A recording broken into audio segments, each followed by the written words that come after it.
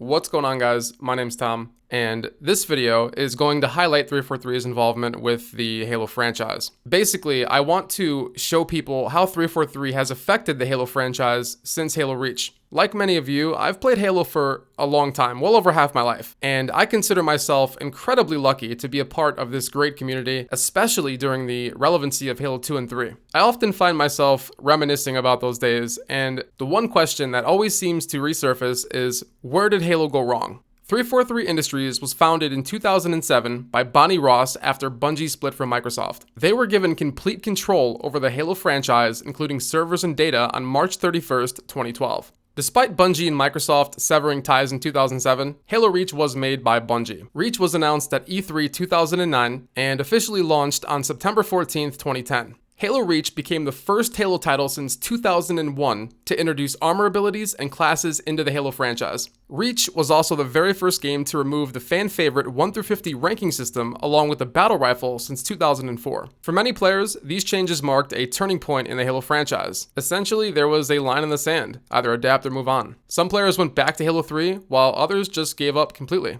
Outside of the removal of the 1-50 ranking system, Bloom and Sprint were pretty much the most debated features. To many players, Sprint allowed players to make poor decisions and evade death, while Bloom made DMR gunfights completely random. The issue with Bloom was there was no definitive way for players to shoot their DMRs. If you spammed your shots, you'd get killed by someone who was pacing their shots. But at the same token, if you tried pacing your shots, sometimes you'd die to people who spammed. One trick, discovered pretty early on, was that crouching reset your Bloom faster. This revelation enabled players to effectively spam their DMRs. And as time went on, eventually people started implementing crouches in their strafe for additional accuracy. Outside of crouching, there wasn't any clear-cut way to consistently win DMR gunfights. This was one of the biggest issues with pre-patch Halo Reach. However, Halo wasn't Bungie's problem anymore, and it was known as early as 2009 that Halo Reach would indeed be Bungie's last Halo title. Just under a year later, in August of 2011, 343 announces that they would be introducing a title update for Halo Reach. This title update was primarily introduced to address weapon bloom and armor abilities. Here's what the title update actually addressed. Bloom was reduced from 100% to 85%. Bloom and Sprint were taken out of MLG. Bleed Through was introduced to allow players to achieve melee kills without having to break their opponent's shields. Armor Lock was modified to deplete faster in combat. Active camo was reduced by 15 seconds. Sword canceling was removed. Co-op campaign and firefight were now playable without a hard drive, and the pistol was modified to be a 3-shot kill in the anniversary playlist. Aside from improving Halo Reach, 343 became credible in the eyes of many Halo fans. They made a great first impression by listening to the Halo community, and they did the best they could with the product they inherited. While Halo Reach remained popular throughout 2010 and 2011, it lost a bit of traction in the fourth quarter of 2011. Compared to the numbers that Halo 3 was pushing out over 2 years after its release in late 2009, Halo Reach's population was on a steady decline.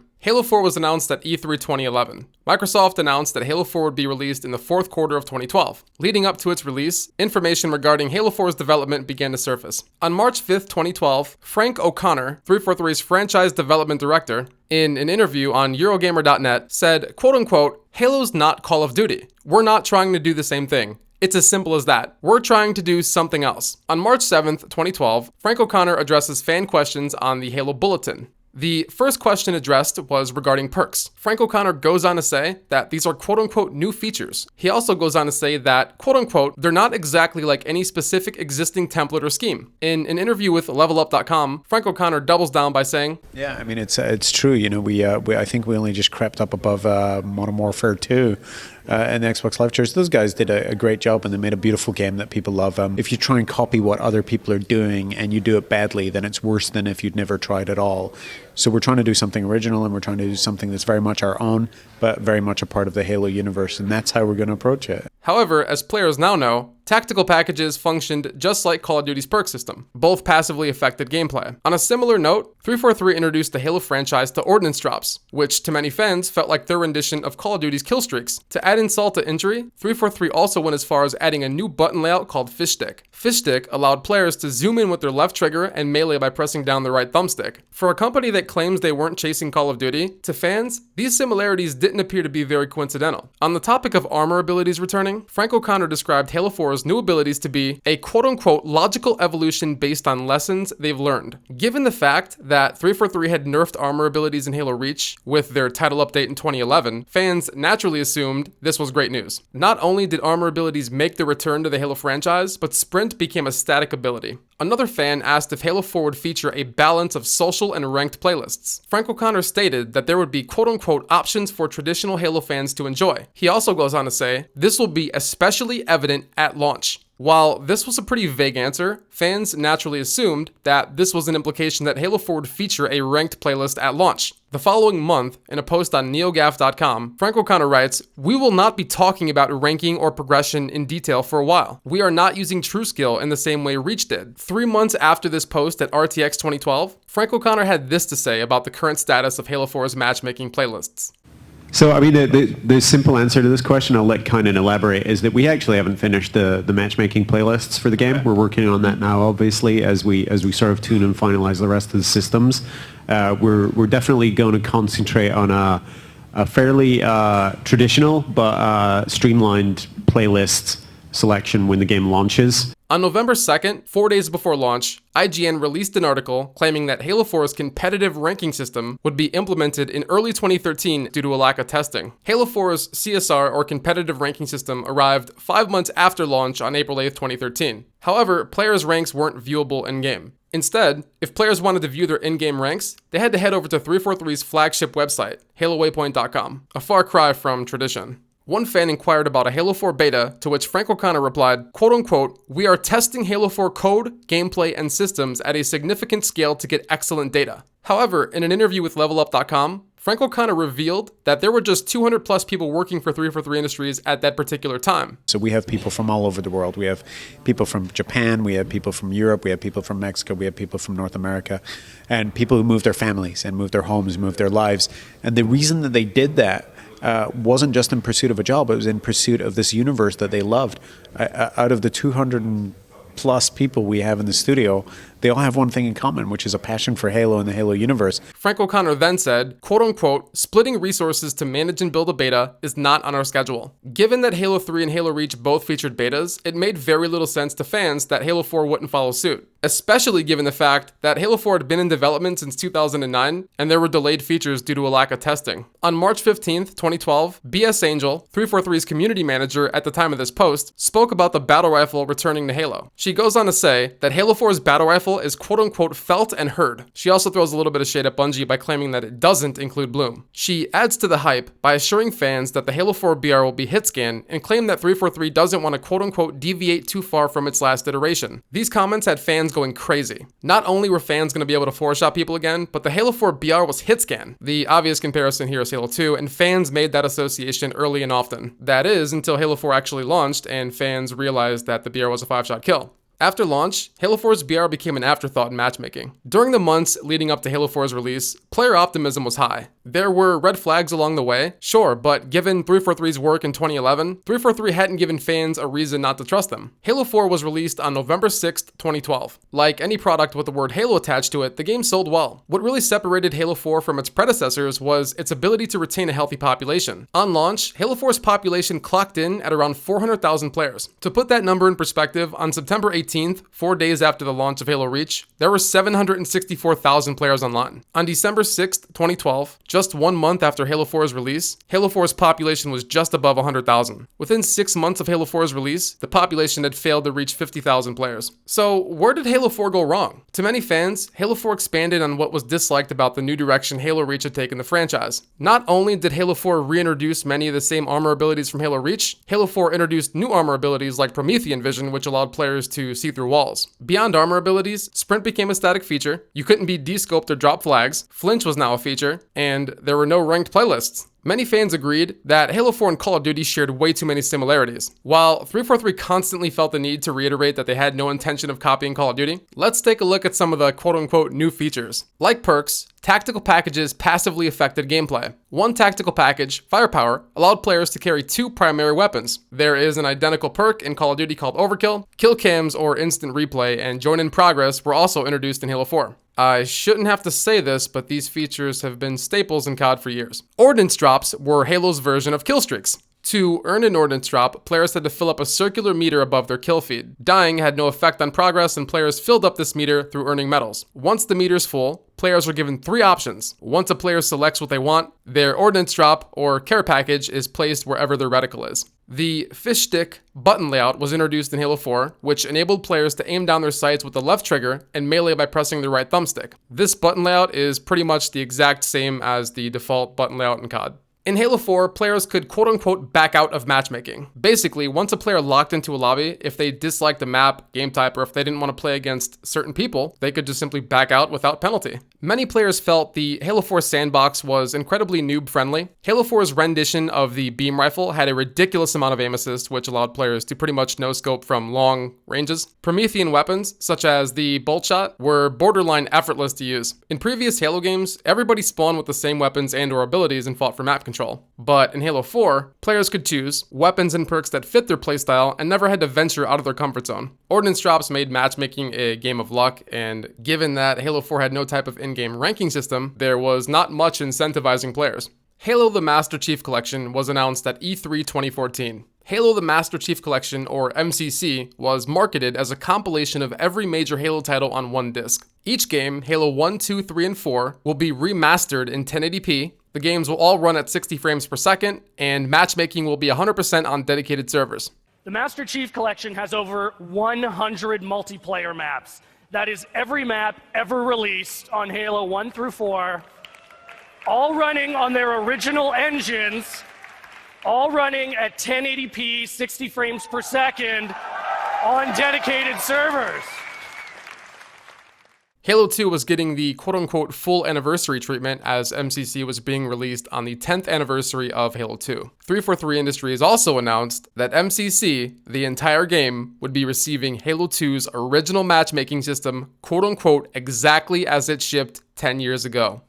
Now, Halo 2's multiplayer was special for a lot of reasons, and we wanted to keep that intact. So Halo 2 Anniversary will contain the original Halo 2 multiplayer, exactly as it shipped 10 years ago.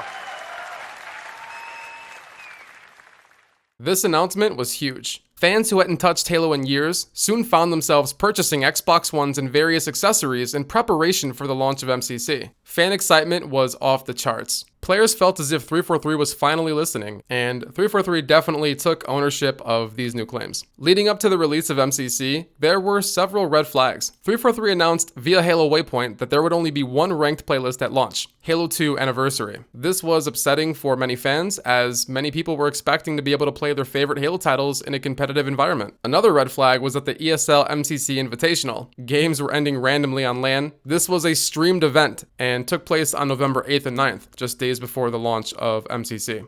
Trying to bring this bomb in, he drops it down accidentally. Let's see, he actually goes for the front ramp. That might be a risky angle, but right now might try to go for the arm. And this is our first bomb arm of the day here. Now almost done, just a few seconds left. Oh, and it seems like something has happened. It looks like, yeah, our referees indicated that something happened in the back, so we're getting word that something happened with one of the players. We'll have to go ahead and check what that was. MCC launched on November 11th, 2014. Shortly after launch, the issues began to surface. Social media exploded. Tweets were pouring in. There were so many disgruntled fans on Halo Waypoint. 343's initial response was to remove playlists, although that had very little to do with any of the issues players were experiencing. During the first couple of weeks, most players couldn't even find games. Those who were lucky enough to find a game were often split up from their parties and/or forced to play uneven matches. Players were able to pull host in matchmaking and kick other players out of their matchmaking game like it were a custom lobby. Who's party leader?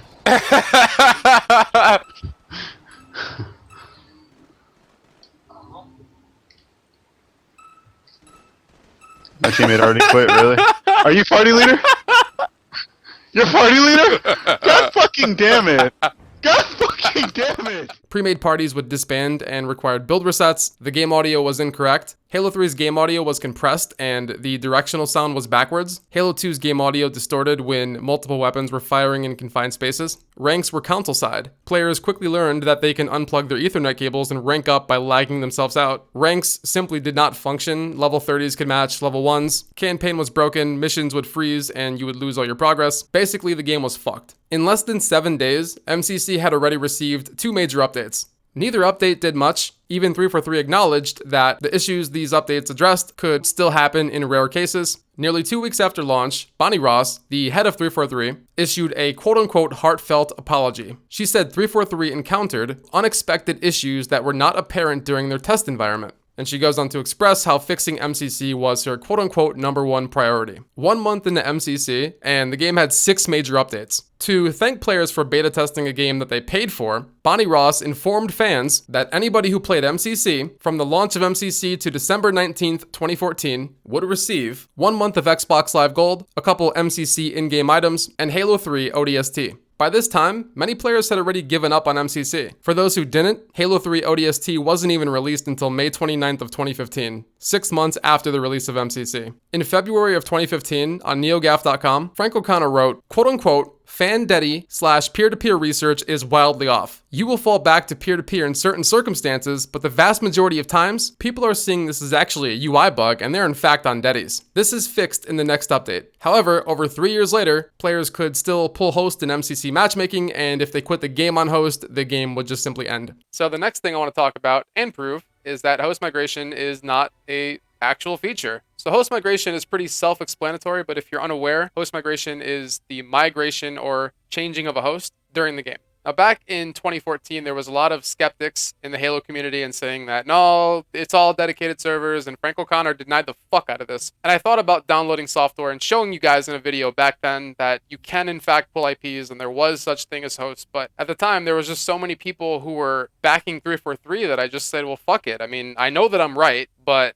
what's the point? Like, I just didn't see a point. But anyway, the reason that we need host migration, aside from like the bad connection aspect, because obviously if a player pulls host and they don't have a very good connection, then you have to play that entire game on their host, is the fact that when a player pulls host in matchmaking, they can simply end the game. So at any point, they can end the game. If they quit the game like the normal way, like if you press start and you quit the fucking game, the game ends. And also, if you dashboard while you're host in a matchmade game, everyone goes black screen. Everyone's game crashes. Now, if your name isn't Frank O'Connor and you don't work for 343 Industries, then you could probably tell that this is a pretty big issue. And unless dedicated servers are 1000% for matchmaking, like unless you cannot do anything but play on a dedicated server, then they need to implement host migration, because if you don't, people are going to do this. Basically, what 343 did by not implementing host migration, they basically reverted back to Halo 2. Where you can stand by. Because honestly, what's stopping you from pulling hosts in matchmaking and uploading a YouTube video or torrenting or lag switching? You could basically stand by, you could vote objective, you could upload a fucking YouTube video and everyone lags. In 2015, players figured out they can pick and choose their matches. Similar to backing out in Halo 4, players could avoid quit penalties and rank deductions by quitting the build in the pregame lobby. This was eventually referred to as dodging. Dodging pretty much became the norm in matchmaking. If a player locked into a game and they didn't want to play a certain map, game type, or opponent, they would just simply quit the build and try again. Players also figured out around this same time that if they blocked a player, they would never match them again. The Xbox One block feature was meant to avoid cheaters and trolls, but players started blocking competition in effort to reach rank 50. This was a common tactic for lesser skilled players because they were able to reach max rank without having to play good players. But the bigger issue was that blocking a player negatively affected their reputation. The Xbox One had a reputation system. Players could have a red, yellow, or green rep, green being the best and red being the worst. After a player gets blocked a certain amount of times, their reputation starts to go down. Once a player was in red rep, they could not find matchmaking games in MCC. This went on for many months. In less than a year, MCC had already received 12 updates, the last of which came in October of 2015. The catastrophic issues had mostly been addressed, players were able to find games, and for 343 that appeared to be enough. Halo 5 was nearing its release, and in October of 2015, all resources were pulled from MCC. Halo 5 Guardians was announced at E3 2013. In an article on GameSpot.com, Kevin Franklin, who was a design director at 343 at the time of this post, claimed that 343 wanted Halo 5 to be an esport. Quote unquote, "We want it to be like Halo 2, Halo 3. Kevin also goes on to say, "We've also taken feedback from a lot of pros. Like, hey, do you have confidence in shoulder charging? Do you have confidence in ground pound? Do you think we should be keeping these things even if we fix them? Are you cool with thrust always on?" A lot of the pros are giving us great feedback that we've carried through. In 2013, 343 Industries established the Pro Team. This was a small team comprised of ex-professional Halo players to beta test Halo 5 and provide feedback to 343. According to 343, for Halo 5, quote-unquote, esports was a core consideration from the very beginning. 343 claims to have, quote-unquote, engaged with members of the Halo Pro player community early, as well as used the expertise of the ex-pro Halo players on our own development team, integrating them both into our design process. Now, one of the biggest issues with Halo 5's competitive scene were the settings. You know, Radar's never been there, and it's a reward. Like, you're rewarding every single player in the game. Eden, for example, I have a shotgun in my hands, and now, for example, instead of me having to check, like, the 4 different corners that someone could come in and flank me from, I just have to sit there and crouch with a shotgun. I should have to have at least some awareness or some type of skill to be able to pull something like that off and, like, know where he's going to come from. I should be able to have to check my corners all the time instead of just having something that tells me where an enemy is coming from. Like, right now, our biggest problems are automatics, power weapons, and radar. Halo professionals were subjected to playing with fully automatic weapons, radars, and sprint. There were several attempts by professional Halo players to have these features removed from competitive play. Even Neighbor, an ex-pro who was employed by 343 at the time of this post, claimed that Halo 5 maps played just fine without sprint. Later that year, Neighbor announced that he was leaving 343 via Twitter and closed out his tweet with #ClassicHaloFan. Despite the effort from many of Halo's current and former pros, sprint and radar were never removed from competitive play. Outside of Neighbor, several of the original Pro Team hires, Bravo, Strongside, Ghost have since left 343 Industries. In July of 2015, it was announced that Halo 5 Guardians would not feature split-screen capability. 343 goes on to say, quote-unquote, the decision to remove split-screen support from Halo 5 was one of the most difficult ones we've ever had to make as a studio. This was the first time a Halo game did not feature split-screen capability. Fans were justifiably pissed, and in 2017, nearly 2 years after Halo 5's release, 343 announced that they were quote-unquote proud of their efforts to honor the core of Halo since 2007. 343 goes on to say that the reason Halo 5 didn't include any type of split screen was because, quote-unquote, it would take focus from building other parts of the game. Halo 5 Guardians was released on October 27th, 2015. Halo 5 launched with 8 playlists, 5 of which were ranked: Team Arena, Slayer, Breakout, FFA, and SWAT. Fans were a little confused. There were many staples missing, such as Team Doubles, Team Snipers, Infection, Big Team Battle. Now, those playlists did eventually come, but given that Halo 5 had been in development since 2012 and matchmaking was such a huge part of Halo since 2004, fans didn't really understand how these playlists could be an afterthought. To many fans, Warzone felt like a pay-to-play mode that encouraged players to buy rec packs to obtain the best weapons, while Breakout felt like a knockoff Search and Destroy. While Warzone did remain a staple of Halo 5 matchmaking, Breakout was quickly removed in February 2016 due to its lack of popularity. Halo 5's competitive ranking system, or CSR, definitely drew mixed reactions. Basically, in order to be ranked, a player had to play 10 placement matches. After you complete your placement matches, then you're put into a division. There are 7 divisions: Bronze, Silver, Gold, Platinum, Diamond, Onyx, and Champion. Bronze obviously being the lowest tier, and Champion being the highest. Playlists were individually ranked, and ranks were set every month or every couple months. The seasons were kind of a little lackluster, but that's, they had seasons. Now, there were many flaws with Halo 5's CSR, and here's a couple of the major issues. Number 1, hidden MMR. In Halo 5, each player had an invisible rank tied to their account, which is commonly referred to as quote-unquote hidden MMR. To keep a long story short, basically the more you won, the higher your hidden MMR generally was. The problem with hidden MMR was that it affected your ability to find matchmaking games. For example, if you had a high win percentage in, say, Warzone, your hidden MMR would be so high that you quite literally would not be able to find games in anything, ranked, social, you name it. Hidden MMR often led to smurfing, as it meant high queue times for good players, even if a player was searching underexpanded. The second issue with Halo 5's CSR was party matching, or lack thereof. Simply put, party matching is the act of pairing pre-made groups up against each other. Unlike Halo 2 and 3, Halo 5 did not have party matching enabled in ranked playlists, which meant that parties of 3 and 4 often matched up against players searching by themselves. I can't speak for any other game, but In Halo, party restrictions are very important for two reasons: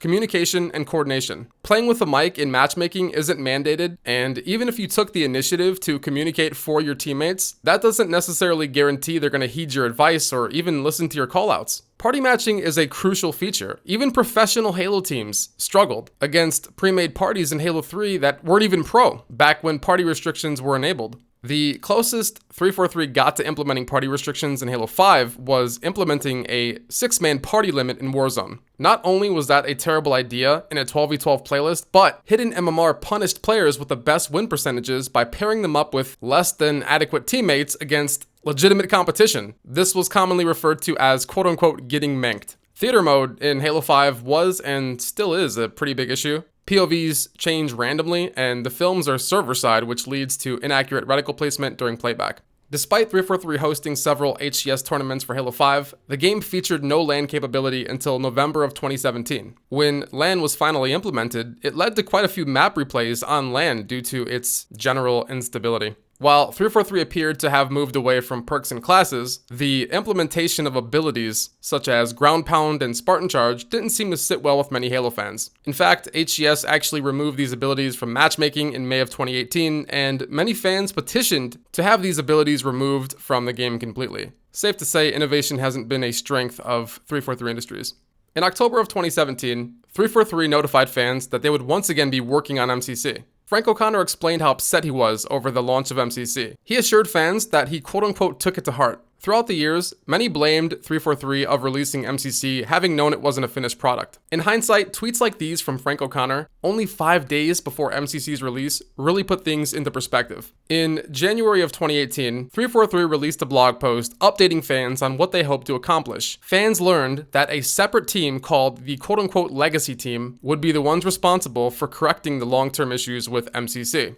343 informed fans that they would be launching a new program called the Mcc Insider, which would allow players who signed up for the Mcc Insider to beta test builds of MCC throughout 2018. Now, the Mcc Insider was only accessible through the Xbox Insider program, so the blog encouraged players to sign up for that. Over 13,000 players initially registered to participate, and shortly thereafter, the Mcc Insider took off. Over the course of 2018, players were beta testing MCC builds via the Mcc Insider and providing 343 with lots of feedback. Postums, a community support and engagement coordinator at 343, introduced himself in mid-2018 and was happy to inform players that he was the individual primarily in charge of handling player feedback for MCC. Postums goes on to say, quote-unquote, "I'm working on the implementation of playlists and game types. The first trial periods, or quote-unquote flights as they're called, were simply to test stability. The final flight, however, was intended to test the entirety of MCC. On July 30th, the final beta build was released on the MCC Insider for beta testing. Players were horrified as there were many game-specific issues and incorrect variants, even though feedback had been provided throughout the entirety of the MCC Insider program. After just about 3 years, MCC receives the first major update since 2015. On August 27th, 2018, the highly anticipated update was released. All players were greeted with a 73GB patch, the size of the entire game. Once the quote-unquote patch was installed, the issues began to surface. The major issue with this update was that players who lived outside of North America were unable to find matchmaking games. This was later referred to as quote-unquote region lock. In order for players outside of NA to find matches, they had to resort to using VPNs to spoof their location. Outside of that, many maps and game types were either missing or incorrect. Halo 2 Team Hardcore was missing game types. Not only did these settings exist on the previous build of MCC, but they were also public knowledge. Team Snipers was now a game type in so many playlists, so Halo 1 Arena, Halo 2 Arena, Halo 3 Arena, even Big Team Battle. Postums took credit for this change via Discord, and the Team Snipers variant was later removed due to how unpopular it was in all these playlists. Halo 3 Team Arena included dynamic King of the Hill spawns. Players couldn't coordinate around the new hills because they didn't know where they were going to go, so it was pretty much a gamble. Halo 3 Team Doubles also included dynamic King of the Hill spawns, and the Flag and Oddball were also one-hit beatdowns. Many maps and game types were played consecutively, and given that this update removed the vote option, players were suggesting that perhaps a veto option would come back and Postums would consistently shoot this idea down. If the incorrect settings weren't bad enough, players could once again remove their Ethernet cables and rank up. This exploit was abused by players until it was patched on September 20th, 24 days after the update. Despite Postums claiming that it was impossible to play on a peer-to-peer connection, bridging host was still a possibility. This was later confirmed by 343 on September 20th, 2018 in their patch notes. Rank and party restrictions were a big part of the August 2018 update. Sketch, a community director at 343, confirmed that in the August 2018 update, quote-unquote, ranked matchmaking will now match players based on a plus or minus 10 rank threshold. Additionally, party matching has been enabled to help ensure a fair playing field by matching pre-made teams against pre-made teams. However, on August 28th, just one day after the big update, fans had proved that these features did not function, and this was later confirmed in a blog post by 343.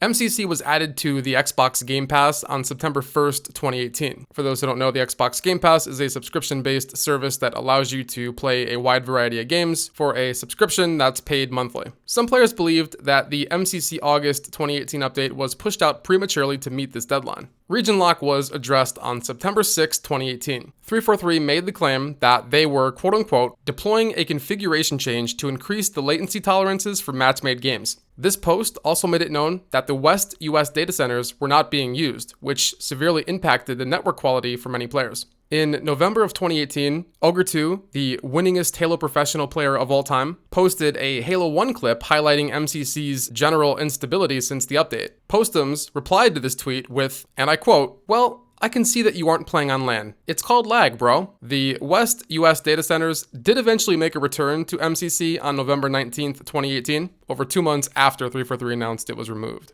In April of 2019, players discovered that in matchmaking, they were often being routed to a relay server, which severely impacted their network quality by increasing their latency to the host. Respectful, a professional Halo player, made 343 aware of this issue on Twitter. Dana Jerpback, a software test engineer at 343, replied with, quote-unquote, whatever you're pinging in the video is not the game server, which we know is US East. You could, however, be pinging some other service or relay, but again, it is not the game host. He then goes on to say, and I quote, that said, we're aware that matching on East US from the UK is not optimal and have plans to improve that in the future. Players later replicated the issue and solved it mid-game by simply blocking the relay server. When confronted with this new proof, 343 chose not to reply. Since August 27th of 2018, MCC has seen its fair share of patches. While most of the previously mentioned issues have been fixed, game-specific issues are still a huge problem. On June 1st, 2019, Hunter JJX, a former Halo Pro, posted a clip from a grassroots Halo 3 LAN on Twitter, which he captioned, "Imagine losing a game at a LAN because of this." Many professional players have expressed their displeasure with MCC. Players like Snipedown, Pistola, Ogre2, these are all Halo veterans who've invested tens of thousands of hours in these games, and while many people who aren't pros have protested for a long time about these game-specific issues, you would think that professional players who play this game for a living would legitimize the fact that these games do not function correctly. However, Dursky, a producer at 343 and ex-Halo professional, previously made fun of a fan-made video highlighting similar game-specific issues on a live stream. 17,000 views. I know. I had people coming to me like, yeah, can you watch this video? And this guy's shot registration shit. I was like, yeah, sure, let me see it. And I just started laughing literally, like, out loud at work. Just laughing. Somebody at work showed you this? Yeah, somebody was like, yeah, you should look into Halo 3 shot registration. I was like, when was that? Like, in, February. I just started crying. If this video has been any indication, the future of Halo doesn't look very promising. While Bungie is certainly to blame for the new direction that Halo took in 2010, 343 has had many opportunities to change the narrative. Not only has 343 failed to do so, but they've also been historically dishonest and unethical in the process. For example, the multi-lock-on situation. Long story short, Multi-Lock-On, who was a map designer for Treyarch at the time of this post, posted on TeamBeyond.net that he accepted a job offer with 343. Just 8 days later, he informed Halo fans on TeamBeyond.net that 343 had rescinded the job offer. According to Multi-Lock-On, he had, at that point, quit his job, sold his home, and placed a deposit of $2,500 on an apartment in Washington. And apparently he began moving his stuff to Washington as well. This was pretty big news at the time. Meanwhile, Postums, a current 343 employee, had been openly critical towards 343 prior to being hired, and is now gainfully employed. While 343 is certainly free to make their own decisions, if they were concerned about criticism, they should have done their homework prior to offering Multi-Lock on the position. That entire situation could have been avoided, and he wouldn't have been homeless or unemployed. But then again, this is also the same company reporting Twitch streams and YouTube videos for playing El Dorito. I understand that Halo is Microsoft's property, but I don't see that same energy for players who stream and post H2PC content. Factually speaking, Halo has done nothing but regress since 343's involvement. Halo 4 died within 6 months, MCC had one of the worst game launches in history, and Halo 5 was marketed as a quote-unquote competitive arena shooter, yet they neglected their target audience. Innovation and evolution are inevitable, but if something has historically worked, why deviate from that formula? If companies like Infinity Ward or Treyarch removed Sprint in Call of Duty or removed core features like ADS, perks, classes, prestiges, how do you think that would sit with COD fans? Halo has borrowed, begged, and stole so much from other games, Halo doesn't even have an identity anymore. Halo used to be the gold standard when it came to FPS titles, now it's more like the laughingstock. The original Halo trilogy was great because while each Halo game was different, they were all still close enough to Halo to resonate with Halo fans. That, and of course the matchmaking environment in Halo 2 and 3, which brought out the competitiveness in players from all walks of life. To wrap this thing up, I've done my best to present the facts, so you can decide what you want to believe.